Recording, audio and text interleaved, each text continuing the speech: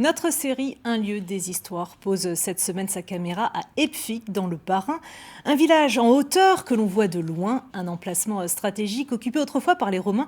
Ils y ont même laissé un trésor. Claire Perrault, Jérôme Gosset et Henri Weiken.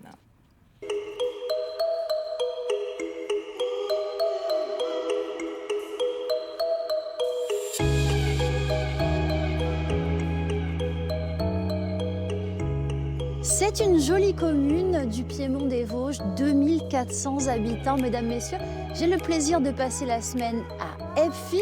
Nous allons commencer par faire les présentations avec celle que le maire aime appeler le Mont-Saint-Michel du vignoble. Rien que ça.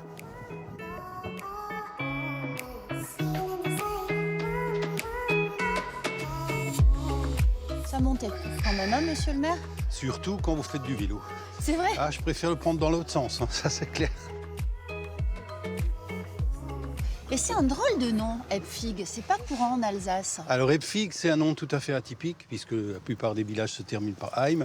Et ça vient du fait qu'il y avait une villa romaine 200 ans avant Jésus-Christ qui s'appelait la villa Apica, Apica. qui vient de apex, du latin apex, qui veut dire hauteur. Ça permettait aux Romains, ils avaient noté l'intérêt stratégique, ça permettait aux Romains de contrôler la route de Strasbourg à Argentoratum à l'époque. De voir. Voilà, par une série de fortins, dont cette villa, Apica.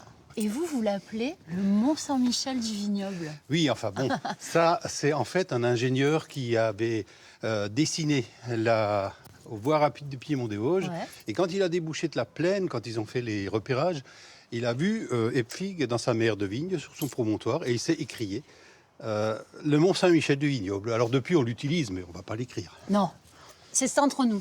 Ça reste entre nous. Voilà.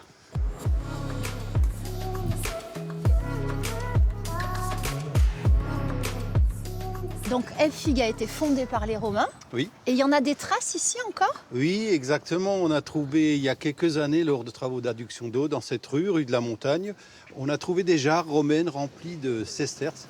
Ça fait maintenant 10 ans. Petit coup de pelleteuse, il y avait du beau soleil.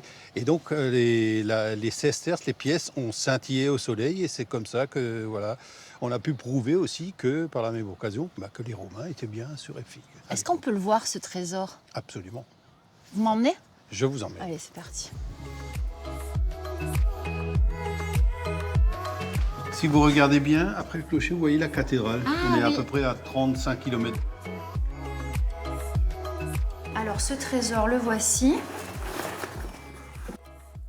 Ça avait une valeur de 100 000 euros. Ouais. Donc, il y a 50 000 euros qui sont partis, la valeur de 50 000 euros qui sont partis à ceux qui l'ont trouvé. Et puis l'autre partie, il est revenu à la commune.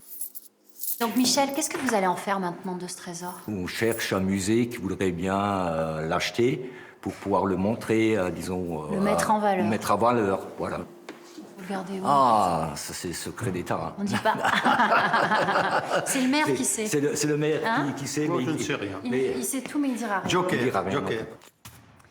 Tant pis, on ne saura pas où il est caché, ce trésor. Mais demain, promis, nous vous emmenons découvrir l'autre trésor d'Epfig. Je veux parler de son vignoble.